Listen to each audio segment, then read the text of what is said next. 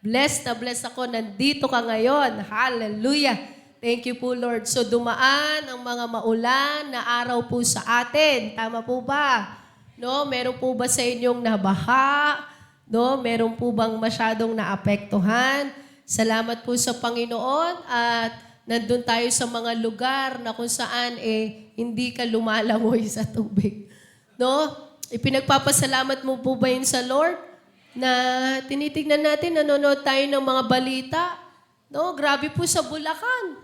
No? Yung may mga kakilala po kami doon na yung mga tubig sa kanila, balikat. Saan pa ba lugar? Sa Pampanga. O sa yung iba naman, landslide naman po. No? Baguio, La Trinidad. So, di naman po natin inaano yung mga pangyayaring ganyan no, sa iba. We pray for them.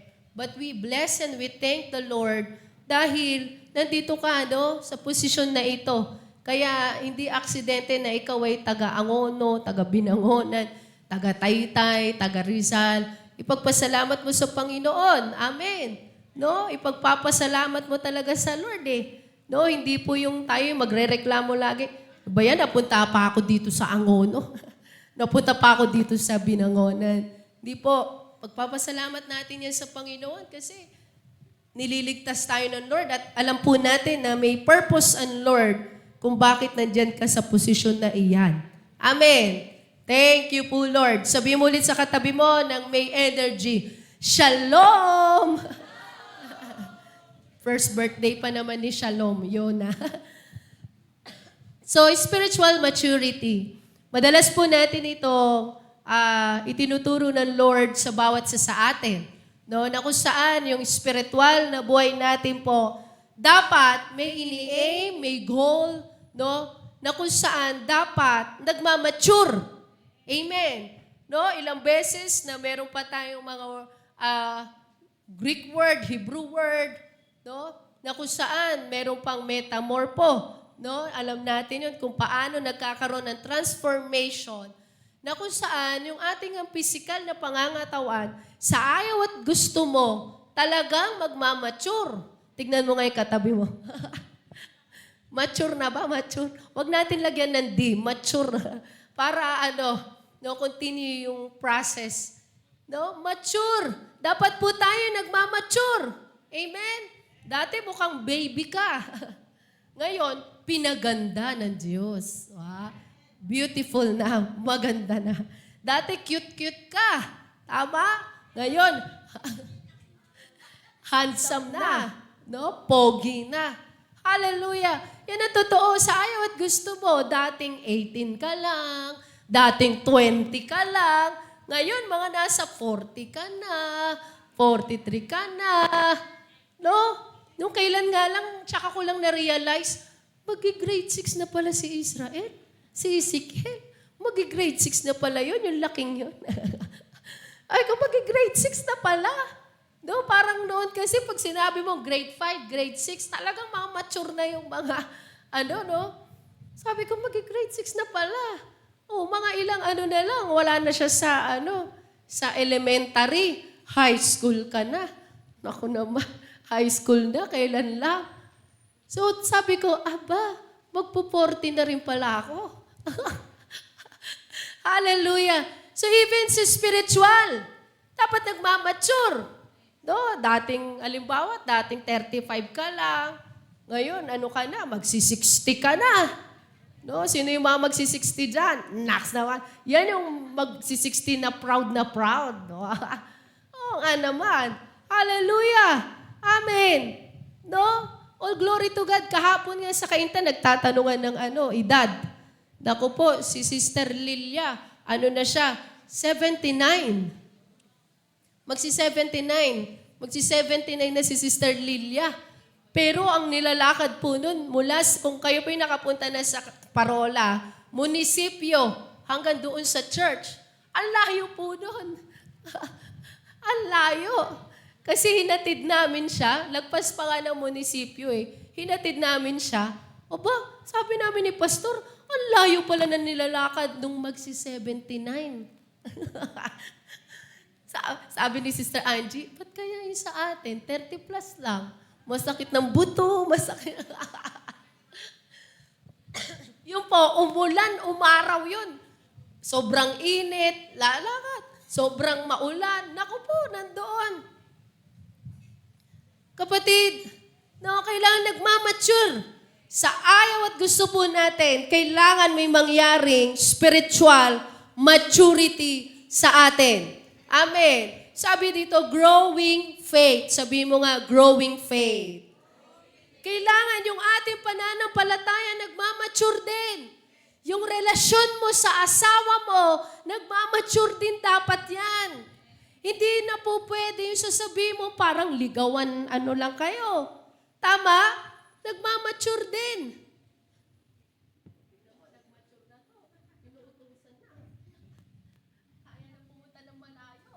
Thank you. No? Nagmamature din po yung sa magkarelasyon. Hindi po pwedeng sasabihin mong manatili yung relasyon yung mag-asawa sa mag-boyfriend at mag-girlfriend. Tama po ba sa mga may asawa dyan at nagkaroon ng asawa? Diba? Hindi po pwede yung sasabihin mo na ang gawa nyo pa rin kung anong gusto nyo lang gawin. Hindi po. Pati yung relasyon nagmamature. Amen. Hindi na pwedeng sasabihin mo, onting lang, magtatampo na. Hindi po ganon. Lalo na kapag may anak ka na. Sa mga may anak, say amen. Lalo sa mga may anak na, ibang-iba. Amen. Nung ito po, last week, SPT po namin, Subscribing Pastors Training. No? Di may mga fellowship, face-to-face po kasi. Sabi nung isang pastora, Pastora, sabi niya, paano nyo ginagawa yung ginagawa nyo? Alin? Kasi di ba, meron kayong kainta, binangonan, o meron pang angono. Paano nyo pong ginagawa? Tapos, may mga anak pa kayo. Sabi ko, ay, salamat na lang sa Lord talaga. Salamat na lang talaga sa Lord. Hindi natin magagawa yan kung wala yung lakas na binibigay ng Panginoon. Amen? And all glory to God po iyan. Sa Diyos ang papuri. Pero, sabi ko nga, hindi madali. Parang lang yan Pag ikaw ay nagkaroon ng anak, di ba po? Nung ikaw ay mag-asawa pa kayo, wala pa kayong anak, kahit saan kayo magpunta siguro, no? Mag-aano kayo, pupunta ng mga overlooking, magmumotor kayo, o kung saan kayo, date doon. Kami, date namin ni Pastor noon sa palengke lang Kaya natuto ko mamalengke kay Pastor Joms Pero kasi ang gawa ni Pastor, magluluto siya sa bahay. Kaya laging ka-fellowship si Mami B at saka sila si Sir Angie. So, kung ikaw ay wala pang anak, wala pa ha, parang madali. Parang no? Parang madali pa. Pero once na ikaw ay magkaroon ng isang anak, ayan na, nag-iiba na unti-unti yung priority mo. Tama po ba sa mga may anak dyan? Kaya nga yung mga first na parent, parang ang laki ng adjustment nila. Bakit? Mula sila kasi doon sa kung anong gusto nilang puntahan, napupuntahan nila. Nung nabuntis na, ang dami na rin mga bawal inumin, ang dami na rin mga bawal kainin. Nung kami po yung unang first baby namin ni Sister Angie, nagkakentuhan kami kasi sabay kami ng taon Tama nga ba? Sabay kami ng taon. Sabi namin, biruin mo, kaya pala natin hindi uminom ng mga bawal, kaya pala natin hindi kumain ng mga masusustansya. Paano kasi unang panganganak, unang lang namin, kaya parang medyo takot pa kami. Kung ano sabihin sa amin, ayun gagawin namin. Mga prutas, magmimilk ka, nag-iingat ka, nag-iinom ka ng vitamins, no, bibigyan ka ng iba yung bukod sa vitamins ng buto, iba yung sa vitamins sa immune system mo, sa dugo, na kahit ayaw mo, inumin mo. So, nagmamature. Eto na tanong, paano kung 3 anak mo? Paano pa kaya yung sa mga 6 ang anak? Di ba po?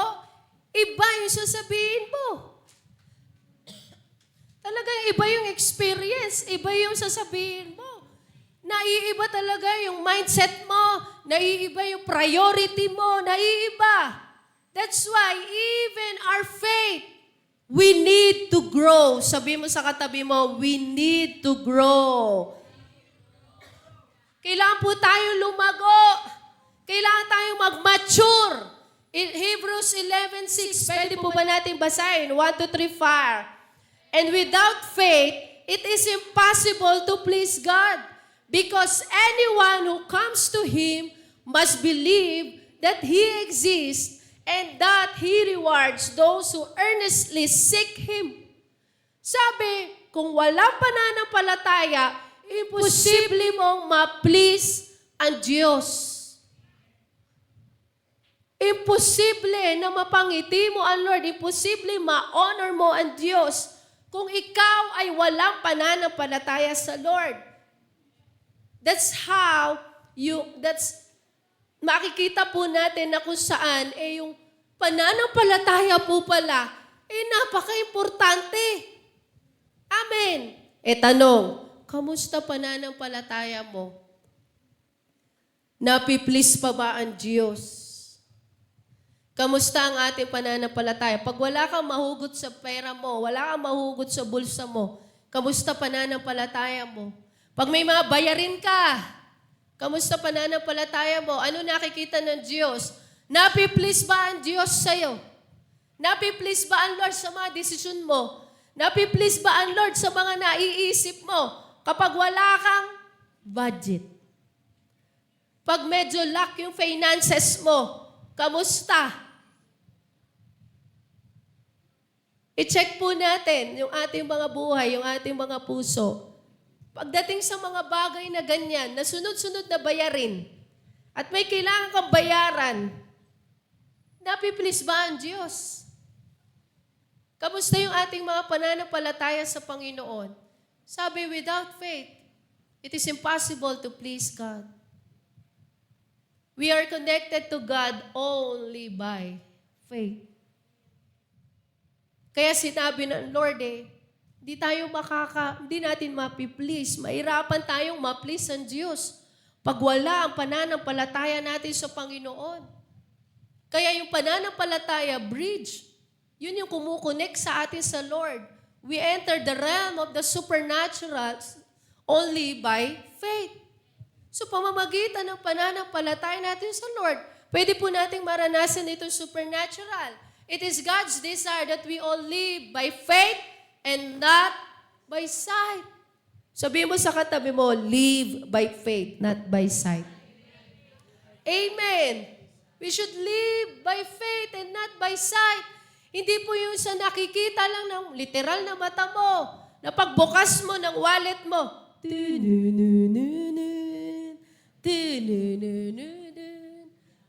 pagbukas mo ng wallet mo, nakikita mo, picture ng asawa mo. Uso pa ba ganon? Uso pa ba? Naalala ko tuloy yung papa ko. Yung kami lumabas-labas. Birthday ata ni Pastor Jumani yun eh. Tapos nagbukas ng wallet. Sabi ni Sister Angie, uy, ano yan pa? Patingin. Ano? Magkano laman yan? Pagtingin niyang ganon. Picture ko na sobrang bata pa ako. Sabi ko, wow, praise God naman, may picture pa ako dyan. May picture ka rin ba doon, si Sanji? Oo, meron din siyang picture. Kala ko wala, kawawang bata. Ay. Kung sino daw parang naalala ko naman si Ahaba. May picture si Israel. Mayroon siyang dinikit sa wall namin sa kwarto. Nilagay ko lang doon. Parang may ginawa siyang gano'n. Tapos nilagay ko lang doon yung picture ni Israel nung baby pa siya. Iyak si Ahaba. Sabi ko, bakit ka umiiyak? Ano na naman? Ba't umiiyak ka? Yung iyak pa niya.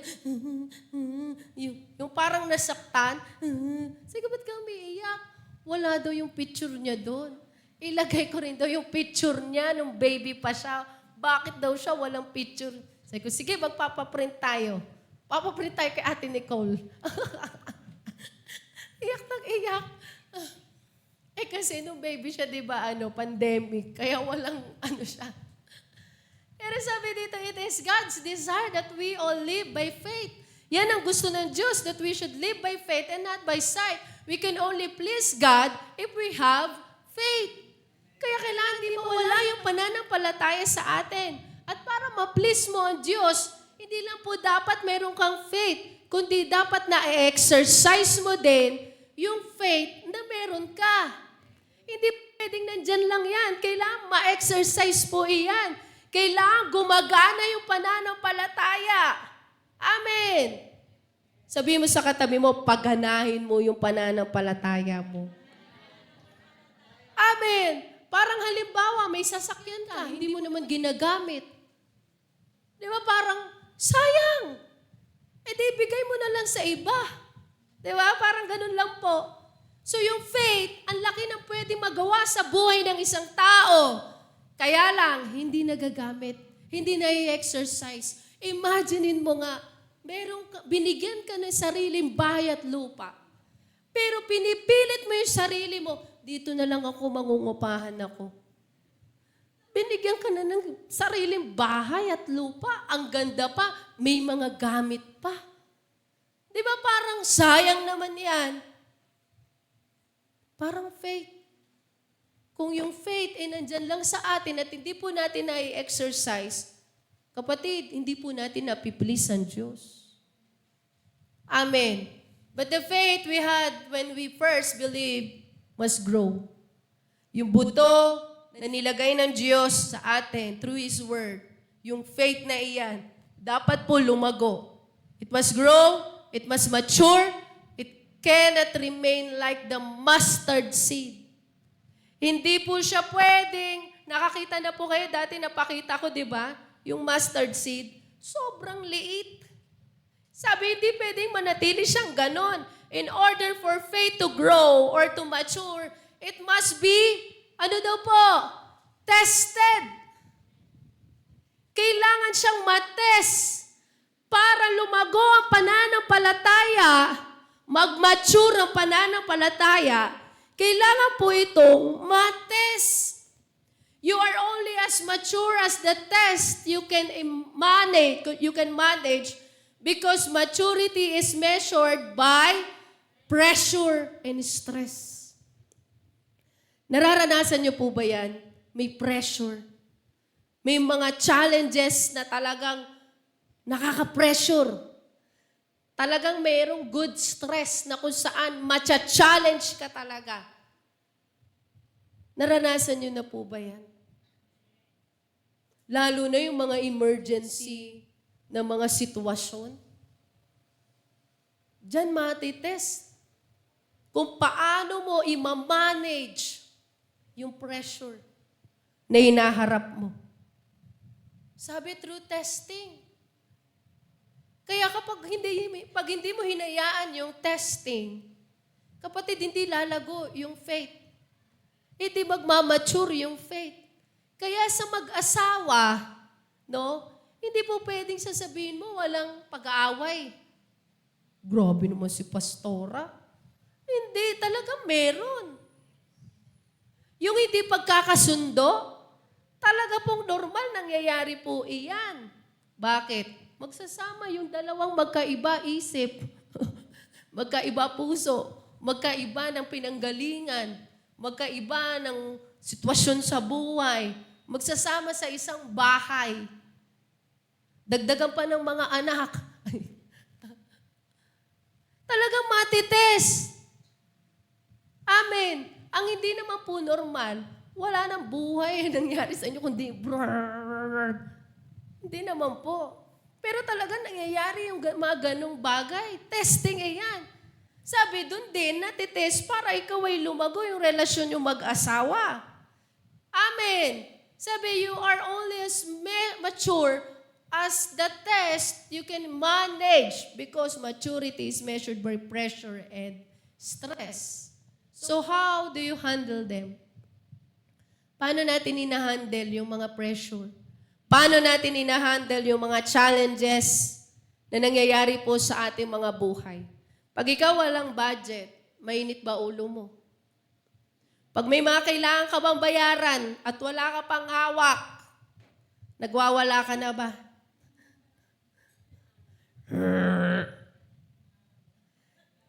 may nang-iinis sa'yo, ginagantihan mo ba? No? Kapag may umaaway sa'yo, may mga nagsasalita against sa'yo, ginagantihan mo ba? Sabi, how do you handle them? Kapag ikaw ay kinukutya o kaya naman parang ikaw ay tinitempt, pre, sige na, isang shot lang. Sige, ilalabas ko yung shot.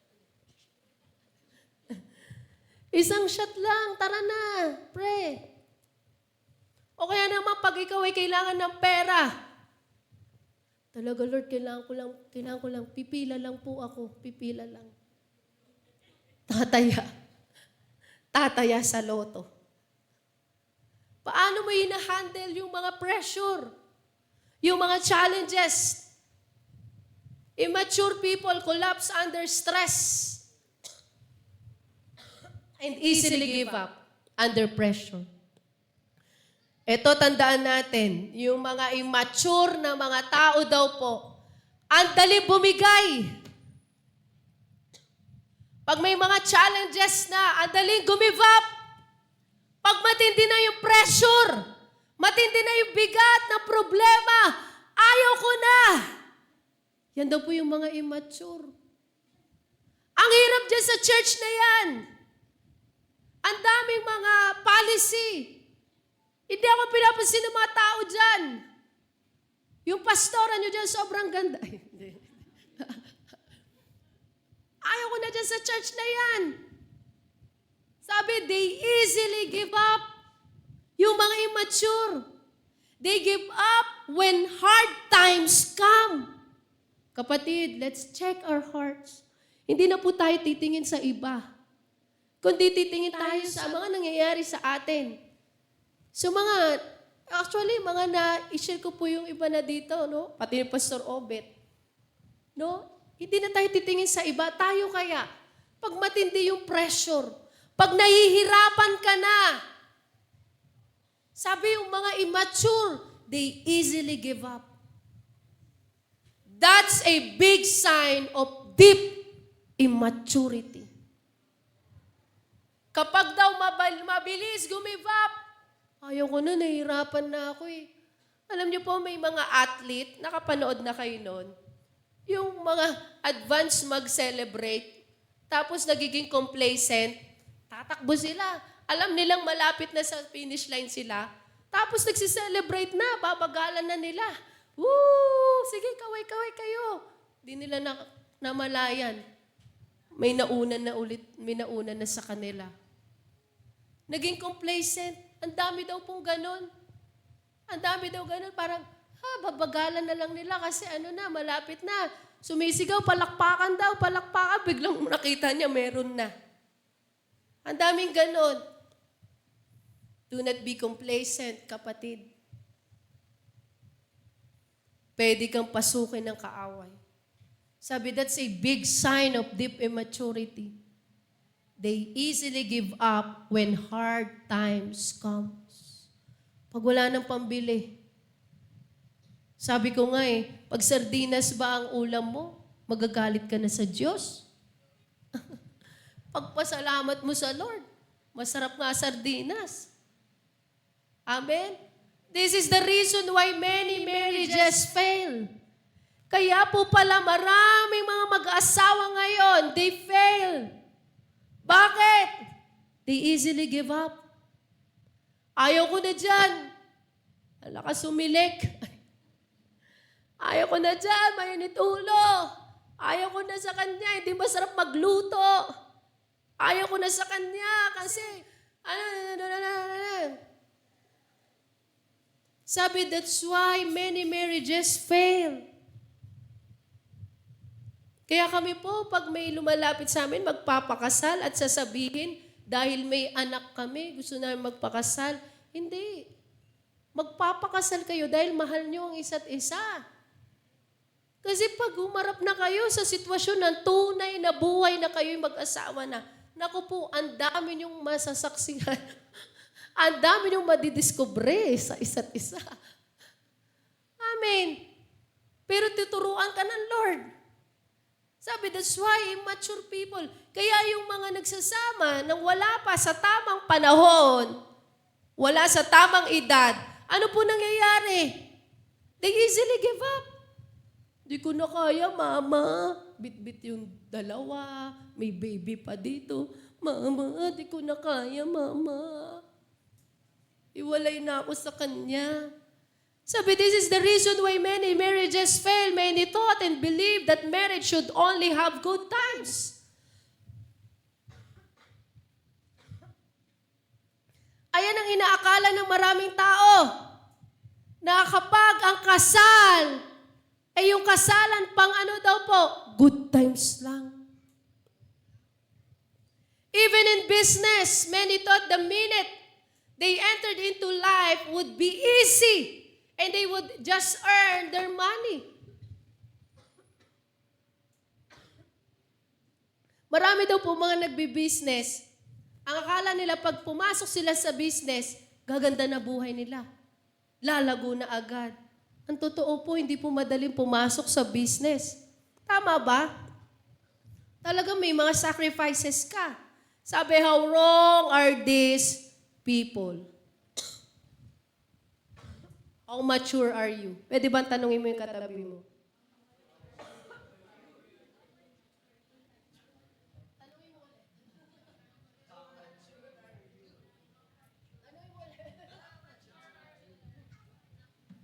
Sabi, how mature are you? The key to effective living is knowing how you can handle these two things. Dalawa susi. Makikita mo no, kung paano tayo ka-mature, kung paano natin na-handle yung dalawang bagay. First, the expected. When you are expecting something, you can handle them better. Tama? But there are those who still crumble and fall even when they know it is coming. Una, kapag alam mo na may paparating, no? Na-handle mo ng tama. Tama.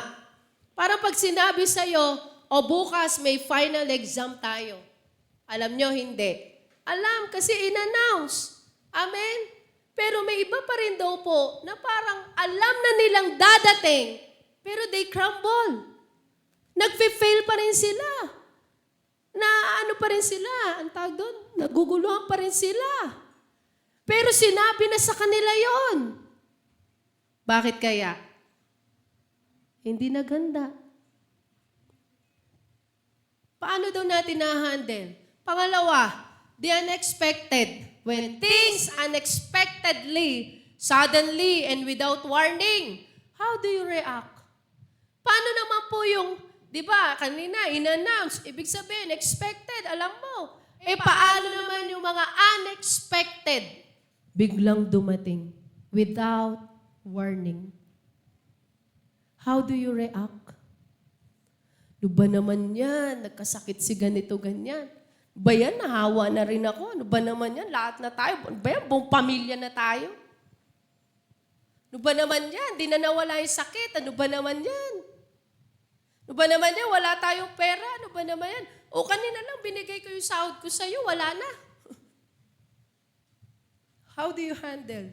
How do you react? The reaction of a person reveals what that person is made of. Makikita at makikilala mo yung isang tao.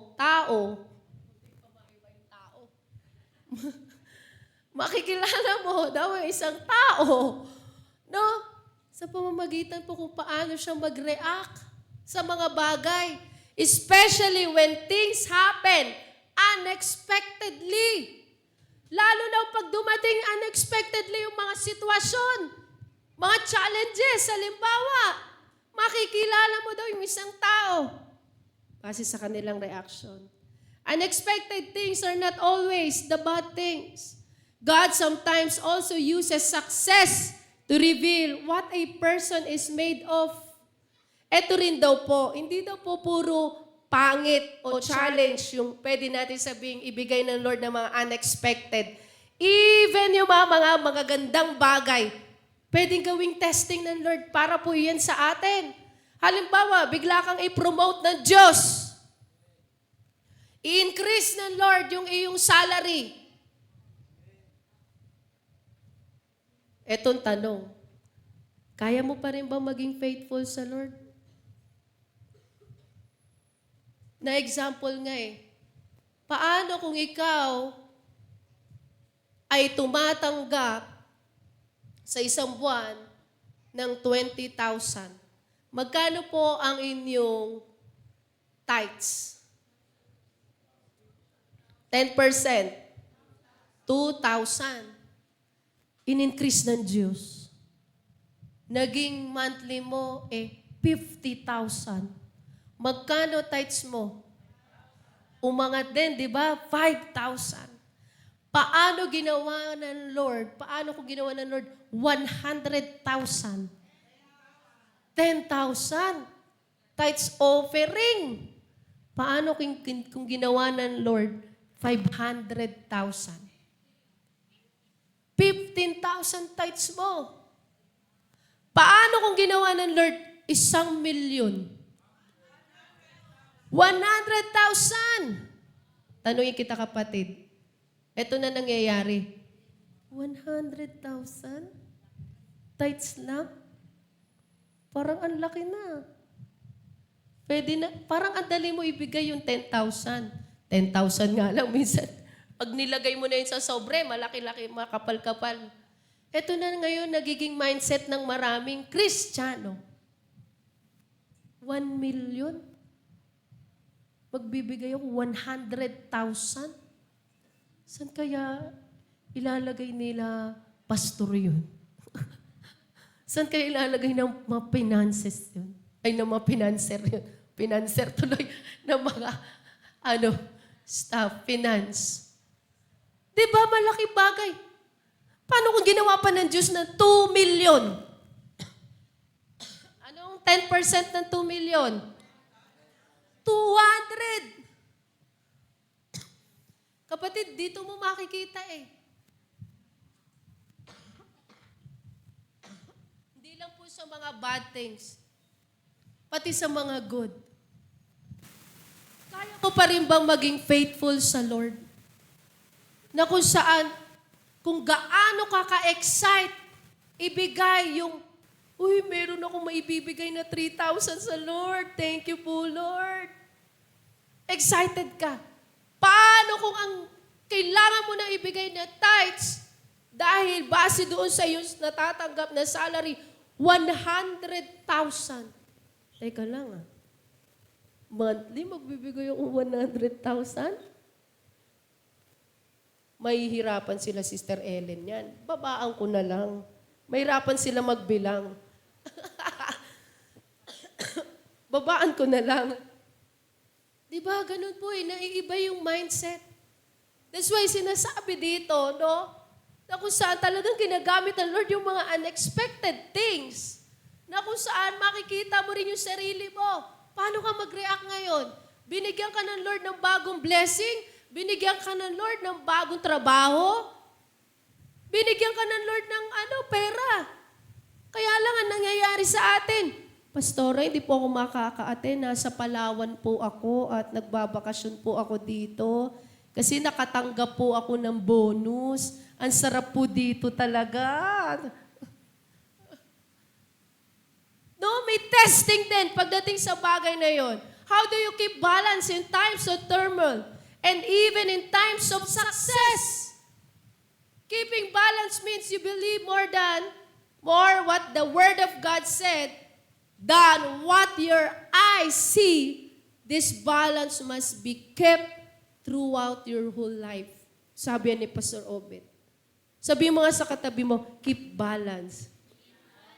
Kailangan nababalanse mo. Amen? Kailangan, pag ikaw binigyan ng Diyos, dapat nakikita mo kung paano mo nga sinasabi nga dapat, kung paano na po tayo tumingin sa isang bagay, dapat ganun na. Katulad na kung paano tignan ng Diyos ang isang bagay.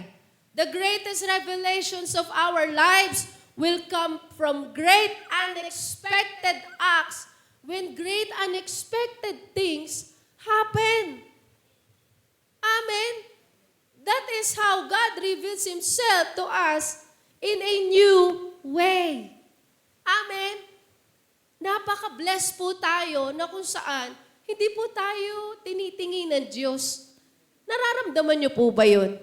Nararanasan niyo ba yun na hindi ka tinitingin ng Lord? If you want to experience His presence, yung love niya, pag ang hinihingi mo, Lord, I want to experience your love, talagang ipaparanas ng Lord sa iyo yan. Gusto mo maranasan yung grace niya, ay talaga naman abundantly bibigay ng Lord. Hindi po tayo titingin ng Diyos. Sabi nga lalapit ka pa lang. Si Lord nauuna na, lumalapit na, sinasalubong ka na. Amen.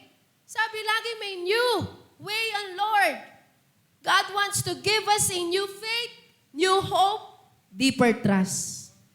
Pwede bang ideklara mo yan sa katabi mo, I declare new faith, new hope, deeper trust. Lalo na po sa panahon ngayon. Sabi, able to keep the balance in a sign of maturity. Are you able to keep your balance? How do you handle chaos? Ayan na. Diyan po na check. How do you handle your chaos? When things aren't working out your way. Paano parang meron ka sanang gustong mangyari, pero hindi yun yung nangyari. Tapos challenge pa yung nangyari. How do you handle chaos? Sa mga mag-asawa, pag may mga problema, pamilya, how do you handle your challenge? Maghiwalay na lang ba? O pipiliin yung mag-usap? Planuhin? Manalangin?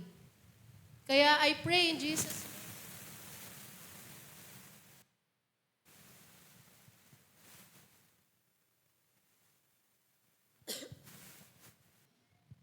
I pray in Jesus' name, sa mga mag-asawa, kapatid, keep praying. Kung nawala yung pananalangin nyo sa isa't isa, kapatid, may chance pa, manatili pong manalangin.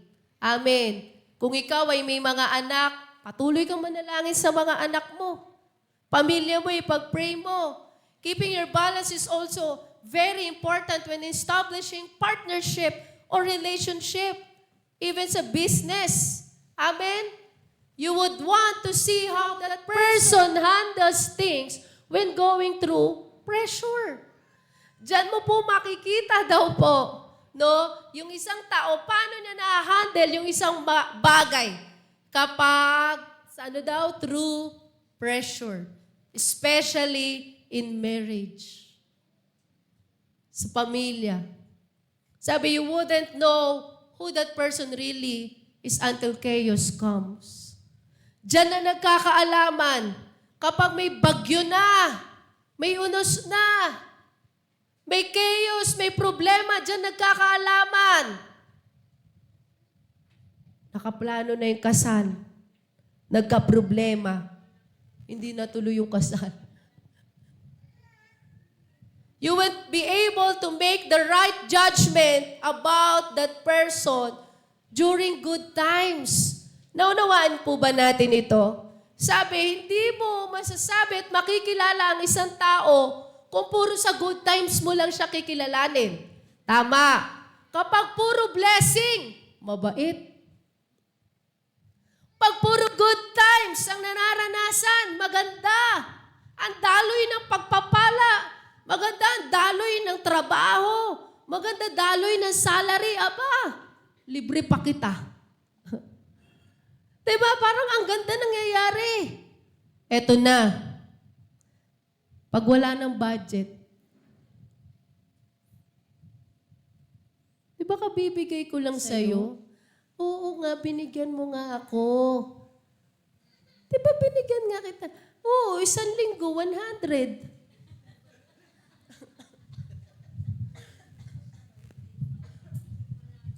Wala-wala pa no? Magkano binigay mo? 1 linggo, 100. Doon na nakikilala kapag may challenge na. Sabi, hindi mo daw makikilala doon sa bagay na good times. Masayahin ng isang tao kapag maganda nangyayari sa buhay niya. Tanong, kapag may problema na, pag may challenge na, how do you handle your situation, your challenge? Matthew 26 verse 33 to 35. Basahin po natin. 1 to 3, 5.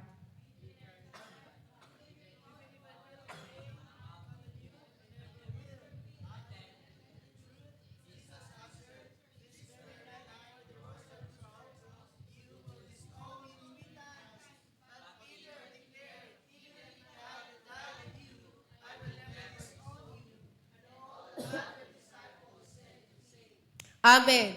Sabi Peter replied, alam po natin lahat ito, no? Even if all fall away on account of you. Sabi ni Peter, I will never. Sabi ni Jesus, I tell you the truth. Jesus answered, this very night before the rooster crows, and you will disown me 3 times. Ano nangyari po? Nangyari po o hindi? Nangyari. Sabi ni Peter, Lord, hindi. Kahit na anong mangyari talaga, ipagtatanggol ako. Ipagtatanggol kita, hindi kita. Iiwan.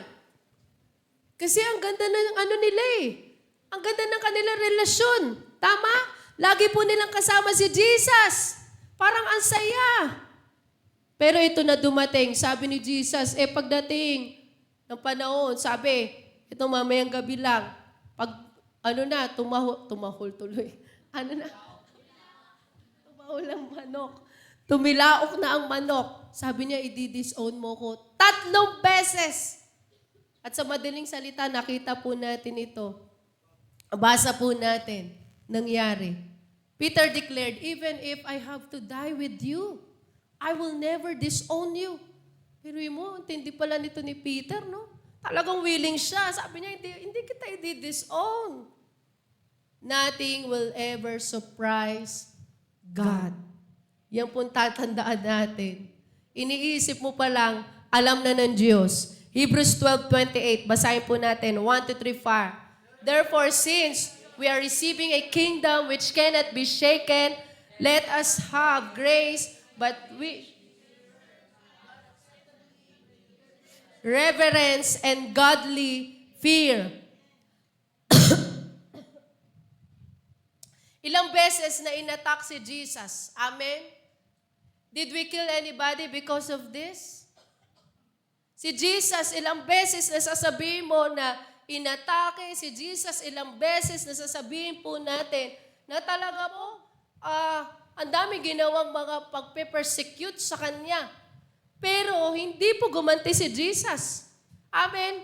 Hindi po yung sasabihin mo na ginantihan ni Jesus, pinagpapatay ni Jesus. Hindi. Sabi, why? Because Jesus cannot be shaken. If your faith is only as strong as the cartoons, then your faith is very weak. Yan, nakuha ko yung kay Pastor Obet eh. Sabi kung ang pananampalataya mo daw, parang katulad lang po ng cartoons. Imaginein mo na yung mga dating iniidolo mong mga cartoons. Nahangang-hanga ka. Talaga naman, hangang-hanga ka kahit sa paniginip mo nasa... Diba? Sabi, then your faith is very weak. Therefore, since we are receiving a kingdom which cannot be shaken, basahin natin po ito, 1 to 3, 5. The kingdom you have received is a kingdom that cannot be shaken. Kingdom means government, and the government of heaven cannot be shaken. We should always trust our King. I trust Him because times and again, He was proven Himself to me and my family, and not just because He said, trust me. Amen. Yan ang totoo. Nagtitiwala tayo sa Diyos. Bakit? Napatunayan ng Panginoon that His kingdom cannot be shaken. Napatunayan ng Diyos na siya po'y tapat sa atin. Napatunayan ng Diyos na buhay ang Kanyang salita. Makapangyarihan ang Kanyang salita. Hindi lang natin, pati ng mga pamilya po natin nararanasan, nadadamay. Amen. Nararanasan yung blessing dumadaloy. Pwede ba sabihin mo sa katabi mo, magtiwala ka sa Diyos. Kaya sinasabi ng Lord, trust me. Trust me. Amen? Maturity in faith. In 2 Thessalonians chapter 1, verse 3 to 6, basahin po natin, 1 to 3, 5. We ought be always to thank God for you, brothers, and rightly so, because your faith is growing more and more, and the love every one of you has for each other is increasing. Therefore, among God's churches, we boast about your perseverance and faith in all the persecutions and trials you are enduring. All this is evidence that God's judgment is right, and as a result, you will be counted worthy of the kingdom of God for which you are suffering, because your faith is growing more and more. There are so many who are attending church today po, but their faith never really grows. Ang sabi dito sa binasa natin, dapat ang pananampalataya lumalago. Amen. Lumalago. Sabi, therefore, among God's churches, we boast about your perseverance. Sabi niya sa mga Thessalonians. Bakit? Ang tindi ng mga persecution, ang tindi ng mga trials, pero na-endure po nila iyon. Amen. Sabi, because, bakit daw nila na-endure yung mga suffering, mga challenges? Because their faith is growing more and more. Sabi, marami daw po ngayon umaattend sa church, but their faith never really grows. Sabi nga touch but not change. Na-touch ng love ng Lord. Naranasan ng presence ng Lord. Pero marami, hindi na bago. Nakarinig ng word ng Lord, pero hindi na bago. Mag-ingat po tayo. Your faith has to grow, and it grows only by hearing, not just listening. To hear is to perceive, to be informed, to become aware, to know the existence of. Pwede ba sabihin mo sa katabi mo, kapatid, it's time to grow. Amen? Sabi, so then faith comes by hearing, and hearing by the Word of God. Ano pa? In Revelation chapter 2, he who has an ear, let him hear what the Spirit says to the church. To the churches. Yan po yung sinabi sa Revelations. To listen is to give your attention, but not necessarily to do what you heard. We come to church to hear the Word of God so your faith will grow. Kapatid, check your heart. Check your life. Kamusta yung paglago mo sa Diyos? Ilang taon ka ng Kristiyano, ilang taon ka nang nakakarinig ng Word ng Lord. Are you maturing? Are you growing? Kasi doon, base po sa binasa natin sa Thessalonians, sabi ni Paul, ang tindi na endure nyo yung mga persecution, yung mga suffering, because their faith are growing. I-check natin yung buhay natin. Tayo ba'y lumalago? Pwede ba tignan mo yung katabi mo? Yan. Sabi mo, dapat tayong lumago. Amen. Dapat tayong lumago. Amen. Ilang salita na ng Diyos ang naririnig natin. Matampuhin ka pa rin ba? Ilang taon na natin naririnig ang word ng Lord. Simbawi ka pa rin ba? Ilang taon na natin naririnig ang word ng Lord. Tamad ka pa rin ba mag-worship? Ilang taon na natin naririnig ang word. Tamad ka pa rin ba mag-pray? Kamusta po? Doon sabi, faith comes by hearing, and hearing by the word of God. Dapat ang pananampalataya nagmamature. As pastors, we cannot live in your house to guide you at all times. Tama po. Di pwedeng lagi kami. Pwede naman basta pakakainin niyo po kami palagi. Neither can we give you expensive gifts, but we can give you the Word of God. Yung every Sunday na tayo po'y nakakarinig ng Word, I-take mo yan, kapatid, bilang buto na magpapalago sa iyo. Amen? Kahit nasabihin mo online, if you receive the word by hearing it and not just listening to it, it will build your faith to keep you through the tough times. It will keep you standing when the unexpected comes. Amen. Yung salita ng Diyos, every time mo pinakikinggan, iyan, kapatid, isinasa puso. Pag dumating yung chaos, pag dumating yung challenge, yan yung magpapatibay sa'yo. Yan yung magpapatibay sa'yo. The grass wither and the flower fall. Ano sabi doon? But the word of God will remain or will stand forever. Yung word ng Lord ang magpapatibay po sa atin. Hindi po si pastor. Tutulungan ka ng mga pastor, ng leader mo. Pero yung word ng Lord, yun din ang nagpapatibay sa mga pastor. Amen. There's power in the word of God. Na kung saan, once na marinig mo yung pangako ng Diyos, once na marinig mo yung word ng Lord, ito totoong nangyayari. Na-encourage ka. Tama? Kaya alalahanin mo yung mga word ng Lord sa'yo. Alalahanin mo yung word ng Lord sa church. Alalahanin mo yung mga pangako ng Lord sa pamilya mo. It will strengthen you. Empowering you. Kapatid, balikan mo yung word ng Lord. Ano ba sinasabi ng Diyos sa akin? Ano ba sinasabi ng Lord sa ministry ko? Kasi it will keep you standing, sabi it will keep you standing when the unexpected comes. Yan yung magpapatibay sa'yo. Yan yung magpapatindig sa'yo. Dumating man yung sasabihin mong hindi mo inaasahang mga pagsubok, yan yung magpapatibay sa atin. Amen. Palakpakan po natin ang Diyos. Tayo po tayong lahat. Hallelujah. Thank you, Lord.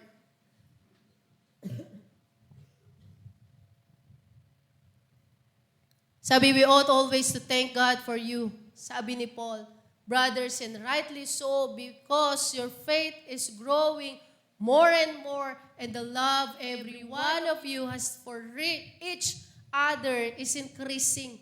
Ito yung nangyari sa kanila. Na sobrang nabibless si Paul dito sa mga Thessalonians.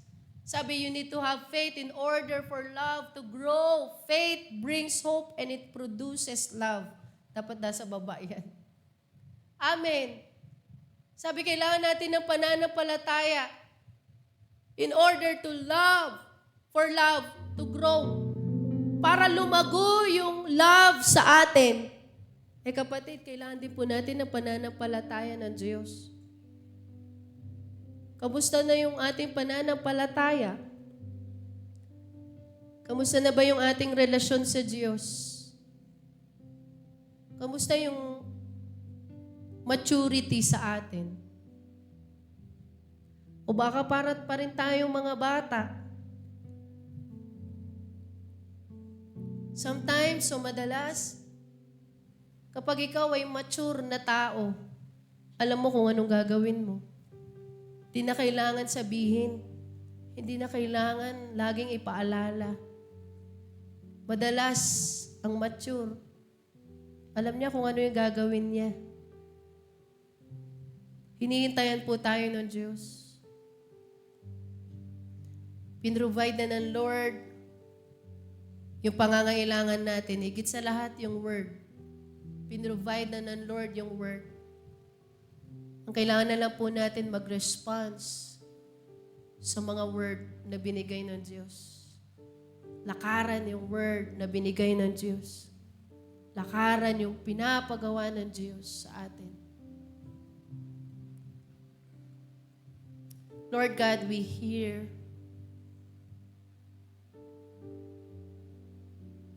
not just to have fellowship with each other, Lord, but we hear, Lord, wala kaming ibang pinakarason kundi sa inyo. Madalas nakikita namin na ang pananampalataya ay maliit na bagay. na once kami tumanggap sa inyo, magkaroon ng relasyon sa inyo, meron na po kaming faith. Totoo, meron kaming faith. But most of the time, di po namin nagagamit. Di po namin na-exercise. Di po nangyayari. Forgive us, O Lord God. Forgive us kung may delay sa aming pagmamature. Forgive us, O Lord.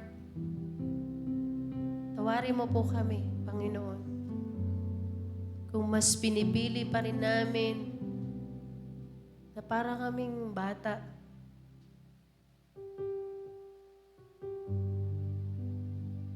Mas pinipili pa rin namin na maging comfort yung mga nangyayari sa amin.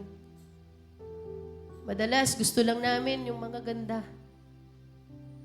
Tawarin niyo po kami, Lord God.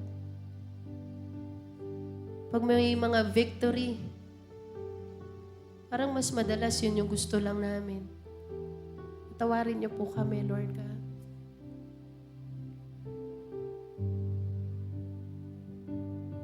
Lord, we want to mature. Mature us, Lord.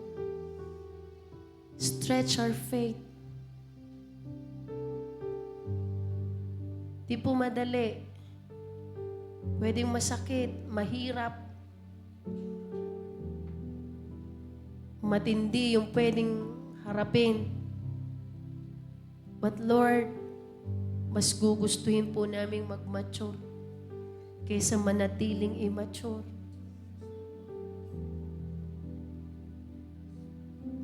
Lord, marami pong pwedeng distraction sa paligid po namin.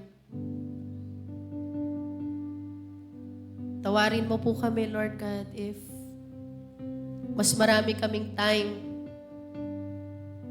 sa mga social media, sa mga bagay-bagay sa paligid namin. Pero yung time na para sa inyo, di po namin nalalaanan. Forgive us, O Lord. It is a sign of immaturity. Inaamin po namin ito. Inaamin po namin. Patawarin niyo po kami, Lord God. Sa ibang bagay, excited kami, pero pagdating sa gawain mo, parang madalas tamad pa po kami. Forgive us, Lord. Linisin niyo po kami, Panginoon. Bigyan niyo po kami ng bagong puso, O Diyos. Bigyan niyo po kami ng bagong puso. Renew us, Lord God.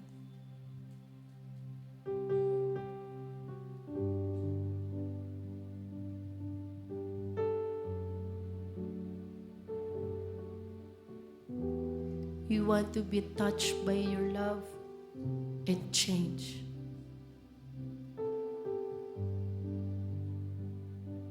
Lord, allow us to grow.